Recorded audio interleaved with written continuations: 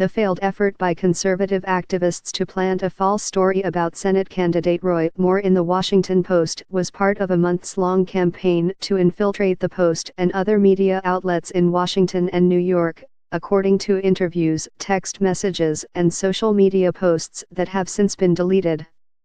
Starting in July, Jamie Phillips, an operative with the organization Project Veritas, which purports to expose media bias, joined 24 networking groups related to either journalism or left-leaning politics.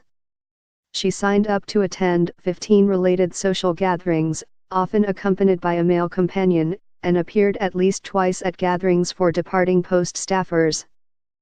Phillips, 41, presented herself to journalists variously as the owner of a startup looking to recruit writers, a graduate student studying national security, or a contractor new to the area. This summer, she tweeted posts in support of gun control and critical of Trump's crackdown on illegal immigrants, a departure from the spring when, on accounts that have since been deleted, she used the #MAGA hashtag and mocked the Women's March on Washington that followed Trump's inauguration as the My Doll March. Her true identity and intentions were revealed only when the Post published a story on Monday, along with photos and video, about her false claim to Post reporters that Moore had impregnated her when she was a teenager. The Post reported that Phillips appeared to work for Project Veritas, an organization that uses false cover stories and covert video recordings in an attempt to embarrass its targets. Phillips' sustained attempt to insinuate herself into the social circles of Washington reporters makes clear that her deception, and the efforts to discredit the Post's reporting, went much further than the attempt to plant one fabricated article. Phillips' encounters with dozens of journalists, which have not been previously reported, typically occurred at professional networking events or congratulatory send-offs for colleagues at bars and restaurants.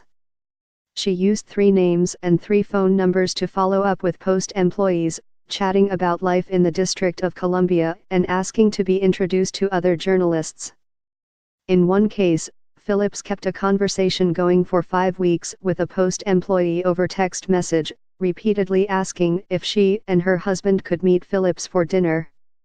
After the employee shared that she was experiencing a family tragedy, Phillips wrote, "Let me know if I can do anything to help, even if just to talk or something small. Wednesday, like to send flowers or a donation. Thoughts and prayers." Phillips did not respond to messages seeking comment Wednesday.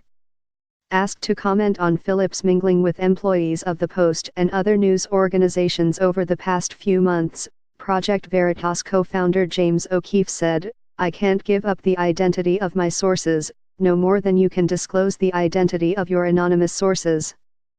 Post reporters watched as Phillips walked into Project Veritas' office in Mamaroneck, New York, Monday morning, 5 days after presenting her with documents that raised doubts about her motivations in making claims against Moore. In a series